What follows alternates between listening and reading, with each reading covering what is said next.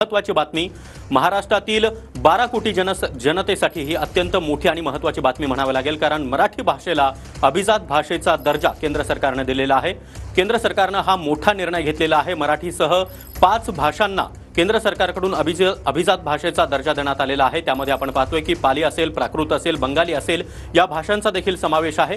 केंद्र सरकारने हा मोठा निर्णय घेतलेला आहे। गेल्या अनेक वर्षांपासून महाराष्ट्रातील साहित्यिक असतील, राजकीय नेते मंडळी असतील, त्याचबरोबर विविध सेवाभावी सामाजिक संस्था असतील, यांनी देखील मराठीसाठी अत्यंत मोठे प्रयत्न केलेले होते आणि मराठी भाषेला अभिजात भाषेचा दर्जा मिळावा यासाठीचेच हे प्रयत्न होते। गेल्या 10 वर्षांपासून सातत्याने राज्यातील सरकार यासाठी पाठपुरावा करत होतं आणि अखेर राज्य सरकारच्या पाठपुराव्याला यश आलेलं आहे। केंद्र सरकारने हा अत्यंत मोठा निर्णय घेतला। केंद्रीय मंत्रिमंडळ बैठकीमध्ये एकूण 5 भाषांना अभिजात भाषेचा दर्जा देण्यात आलेला आहे। त्यामध्ये मराठीचा देखील समावेश आहे। समस्त मराठी जनांसाठी, महाराष्ट्रातील प्रत्येक रहिवाशासाठी, प्रत्येक मराठी भाषिकासाठी अत्यंत आनंदाचा आणि अभिमानाचा असा क्षण आहे, कारण मराठी भाषेला आता अभिजात भाषेचा दर्जा देण्यात आलेला आहे। त्यामुळे मराठी केवळ महाराष्ट्रापुरती मर्यादित राहणार नाही, तर 7 समुद्रापार आपली मराठी आता जाणार आहे।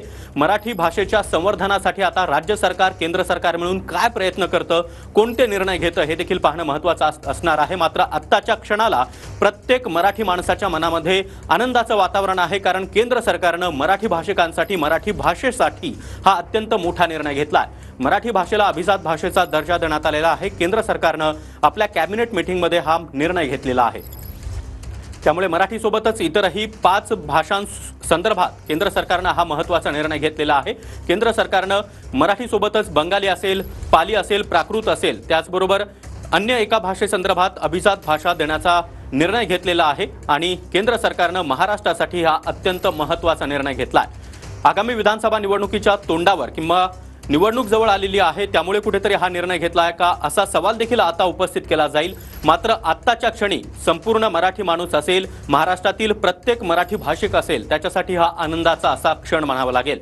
आसामी, बंगाली या भाषांना देखील अभिजात भाषेचा दर्जा देण्यात आलेला आहे। मराठीला देखील अभिजात भाषेचा दर्जा देण्यात आलेला आहे। गेल्या 30 वर्षांपासून म्हणजे केंद्रीय मंत्री असताना शरद पवार यांनी देखील केंद्र सरकारकडे या संदर्भातला पाठपुरावा केलेला होता। आता देखील अनेक विरोधी पक्षांकडून, त्यामध्ये मग ठाकरे गट असेल, त्याचबरोबर शरद पवारांची राष्ट्रवादी असेल, काँग्रेसचे महाराष्ट्रातील अनेक नेते मंडळी असतील, यांनी देखील सातत्याने या संदर्भात पाठपुरावा केलेला होता आणि आता केंद्र सरकारने मराठी भाषेसंदर्भात हा अत्यंत मोठा निर्णय घेतला है। ये फैसला लिया गया है और ये बहुत इम्पोर्टेंट और बहुत बड़ा फैसला है।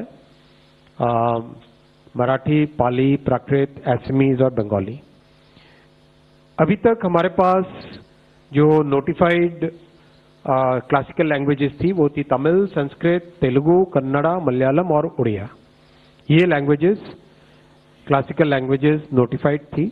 ये नए प्रपोजल्स आए, नए प्रपोजल्स को इस फ्रेमवर्क में एग्जामिन किया गया और आगे भी जो प्रपोजल्स आएंगे इसी फ्रेमवर्क में एग्जामिन होंगे।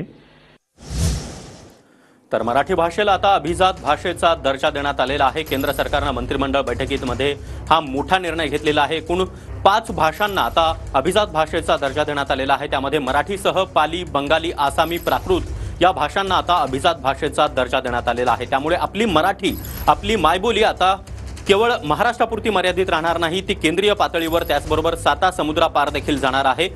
मराठीचा डंका हा यापूर्वीच 7 समुद्रापार गाजलेला आहे, मात्र आता मराठी भाषा म्हणून आपण या संदर्भात अनेक मोठे निर्णय केंद्र सरकार, त्याचबरोबर राज्य सरकार घेऊ शकतं। मराठी भाषेच्या संवर्धनासाठी मराठी भाषा ही आता अत्यंत मोठी व्हावी, किंबहुना ती चांगल्या प्रकारे जनमानसांपर्यंत पोहोचावी, यासाठी राज्य सरकार काय प्रयत्न करतं हे देखील पाहणं महत्त्वाचं असणार आहे।